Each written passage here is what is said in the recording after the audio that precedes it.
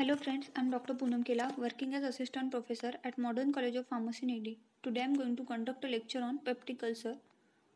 So what is peptic ulcer? It is ulcerated lesions in the mucosa of the stomach or duodenum.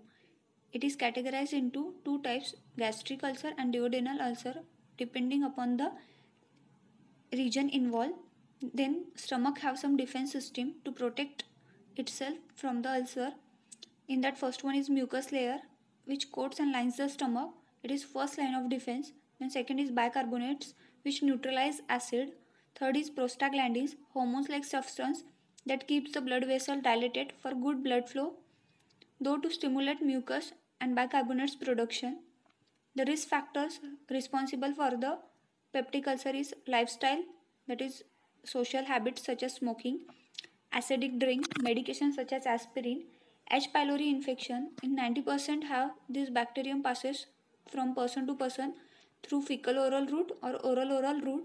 The age is also responsible as duodenal ulcer is causes in 30 to 50 years of age and gastric ulcer is over the 60 years of age. The genetic factor more likely if family members has history.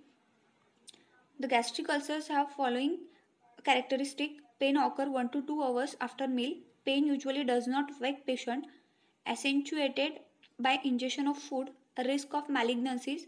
Pain is deep and penetrating and usually occur on the larger curvature of the stomach. The duodenal ulcer have following characteristics in that pain occurs 2 to 4 hours after meal. Pain wakes up the patient. Pain relieves by food. Very little risk of malignancy. The general peptic ulcer symptoms is epigastric tenderness.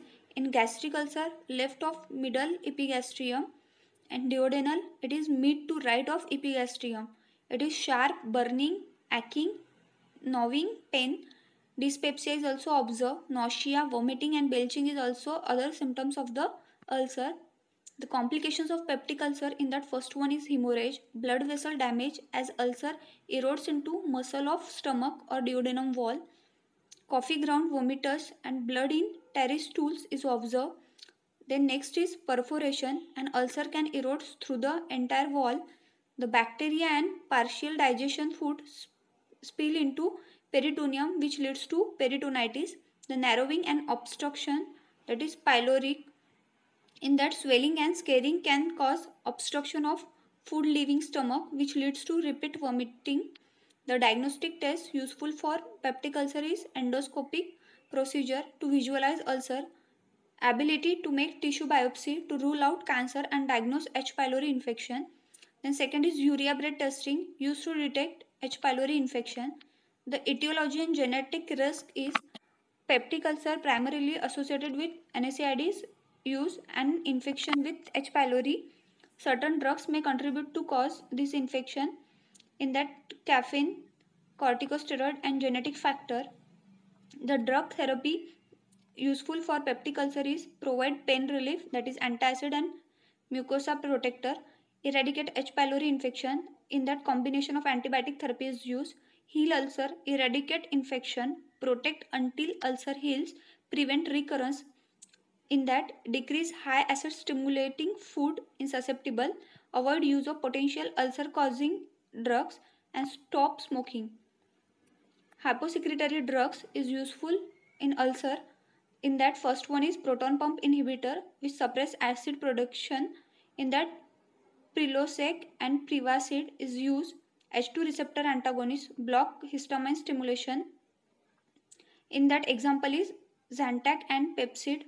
The next is antacid, neutralize acid and prevent formation of pepsin, give 2 hours after meal and at bedtime.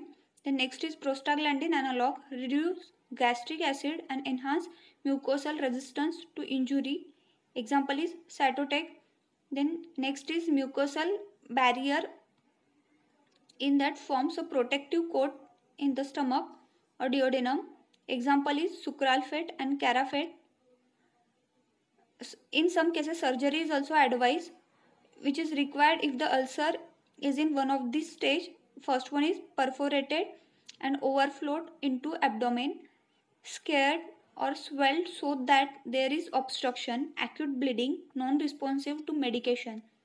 The type of surgical procedure in that first one is gastroenterostomy, allow regurgitation of alkaline duodenal content into the stomach, create a passage between the body of stomach to small intestine, keep acid away from the ulcerated area.